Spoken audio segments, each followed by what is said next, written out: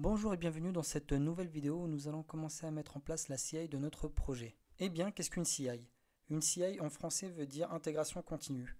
C'est un ensemble de processus qu'on va mettre en place qui vont nous garantir que notre code n'ait pas de régression au fur et à mesure où on va push du développement, features, fixes, etc. Exemple, des tests unitaires, des tests fonctionnels, des linters qui vont nous garantir que notre code ait le même style de développement du début à la fin, peu importe les développeurs qui vont intervenir sur le projet. Et bien dans notre cas de figure, GitLab répond parfaitement à notre problématique en incluant directement la CI dans notre repository. Bien sans plus attendre, allons installer les différents bundles qui vont nous permettre de garantir l'homogénéité de notre code. Commençons par PHP-CS.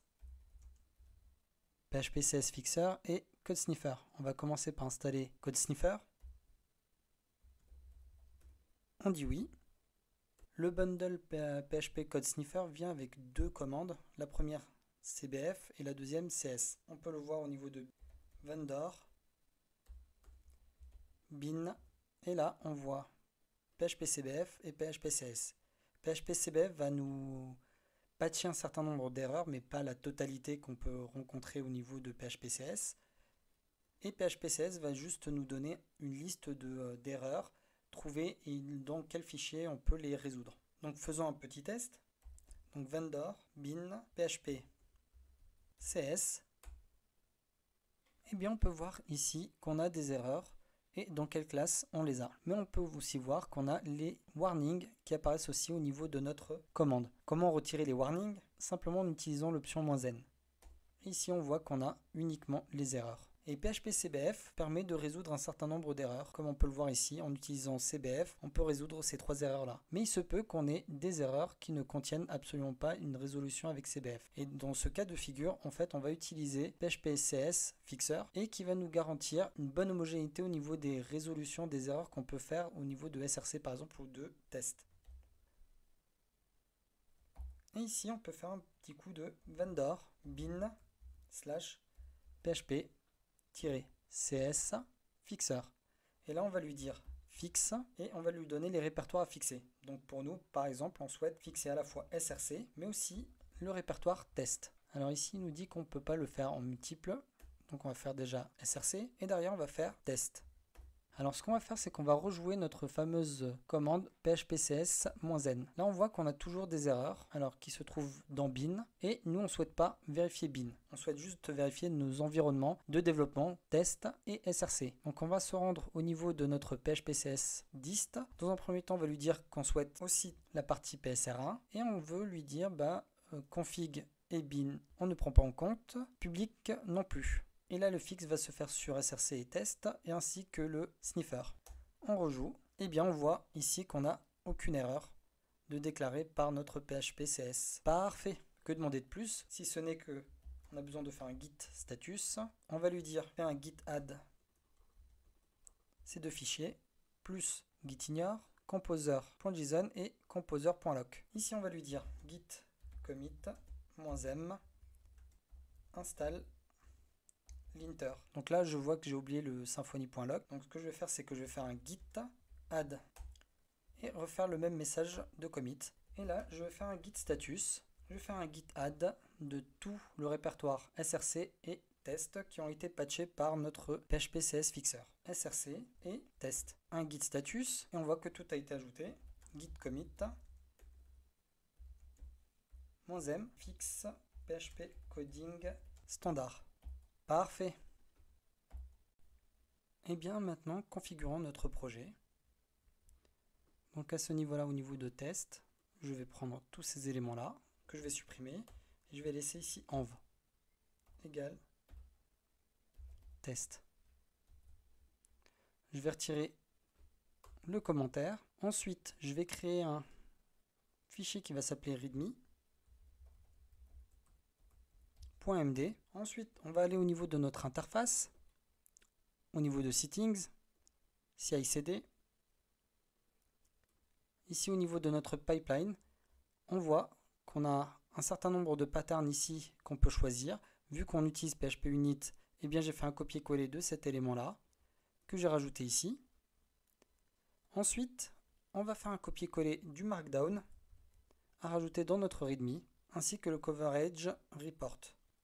Avant la vidéo, j'ai rajouté aussi les variables d'environnement. Vu que ça prenait un peu plus de temps, je me suis dit on prend de l'avance, histoire de limiter la taille de cette vidéo. Et donc ici, on peut voir tous les éléments nécessaires à notre projet qu'on peut trouver aussi dans notre fichier .env. Donc le nom de notre base de données, toute la partie JWT. J'ai rajouté tout ça ici, donc on peut le voir. Le contenu de JWT public key et secret key, c'est exclusivement ce qu'on retrouve dans JWT private key, copier-coller de ça, copier-coller de ça, et à mettre dans les variables d'environnement. N'hésitez pas à laisser un commentaire au niveau de la vidéo pour avoir un peu plus de détails. Ensuite, on va rajouter un fichier qui va s'appeler .gitlab-ci.yml. Et dedans, j'ai aussi préparé un fichier en amont de la vidéo. Je vais faire des copier-coller, mais je vais vous expliquer les tenants et les aboutissants. Ici, pour faire tourner nos tests et faire tourner notre projet, on a besoin d'une image Docker de PHP dans la version 7.4. Ensuite, on va rajouter un bloc qui va s'appeler variable. Et là, on va rajouter les variables d'environnement dont on va avoir besoin tout au long de nos différents jobs qu'on va créer juste après. Et là, on fait une référence aux variables d'environnement qu'on a créées dans notre interface ici. Ensuite, on va rajouter un cache. Au moment où on va faire un composer install, on va avoir un répertoire qui va se créer qui va s'appeler vendor. Et bien, ce vendor va être mis en cache pour accélérer les différents jobs de pipeline. Ensuite, on a une nouvelle clé qui s'appelle beforescript. Là-dessus, on va mettre à jour notre distrib. On va installer xdebug pour pouvoir tester et avoir un taux de coverage. Et ici, on va installer toutes les librairies dont on va avoir besoin, dont Zip, Composer, PDO, MySQL, etc., etc. Ensuite, on va avoir besoin d'une base de données. Et à l'aide de la clé Services, MySQL, la test, donc dernière version de l'image de MySQL. Enfin, on va créer les différentes steps de notre pipeline, donc build, linter et test. Puis vient l'élément le plus important, c'est les différents jobs qu'on va vouloir créer. On va le nommer build dans le stage build qu'on a créé juste au-dessus et on va lui dire de faire un composer install. Ensuite, on va mettre en place notre linter qui va s'appeler linter et dans le stage linter qu'on a créé juste au-dessus et qui va faire un simple vendor bin phpcs-n qui veut dire je ne veux que les erreurs. Le dependency ici lui dit exclusivement à lancer linter que si build a été lancé au préalable. Ensuite, on va prendre les différents tests unitaires et fonctionnels qu'on va vouloir jouer aussi dans notre pipelines. Donc ici, on a un unit test dans le stage test qu'on a créé ici. Et on va lui dire, je veux que tu lances le script suivant, donc bin php unit. Ici, il va y avoir un code qui va être généré au format texte et le code coverage qu'on a vu ici, hop, dans général. Ici, il va parser ce code-là, il va trouver cette ligne et il va en extraire les éléments nécessaires pour avoir un affichage du coverage report. Ensuite, on a le func test, le test fonctionnel, aussi sur le stage test, et il va lancer ces différentes commandes-là. Donc ce qu'on va faire maintenant, git status, git add, point, git commit, -m, et ici on va mettre implement gitlab ci config. On va faire un git push, origin develop,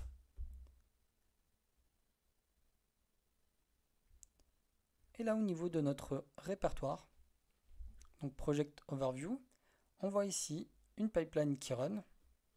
Lorsqu'on clique dessus, on voit qu'on a 4 jobs qu'on a créés préalablement dans notre GitLab CI ici. Donc build, linter, unit test, func test. On les voit ici apparaître. Et bien on peut voir ici que notre pipeline, donc avec les 4 jobs qui fonctionnent parfaitement, au niveau de notre projet, donc le project overview, ici on a la petite pastille ici, nous disons que la pipeline est passée. Au niveau de notre readme qu'on a créé tout à l'heure, on voit bien que la pipeline est passée, donc c'est ouvert, mais on voit qu'on a un taux de coverage de 14%. Donc ce que je vous invite, c'est de rajouter des tests unitaires maintenant que vous savez les faire, de les rajouter, de voir le taux de coverage augmenter au fur et à mesure où vous allez faire des pushes. À chaque fois, une nouvelle pipeline va se lancer, et au niveau de notre CI/CD ici, vous allez pouvoir voir l'ensemble des pipelines que vous avez lancés au niveau de votre projet. Je vous remercie d'avoir suivi cette vidéo. Vous abonner ou partager ou vous laisser un petit commentaire ne vous coûte absolument rien. Ça nous aide et ça nous conforte dans l'idée qu'on ne fait pas ces vidéos pour rien. Je vous remercie, je vous dis à très vite pour une prochaine vidéo, soit orientée front, soit orientée back avec de nouvelles fonctionnalités.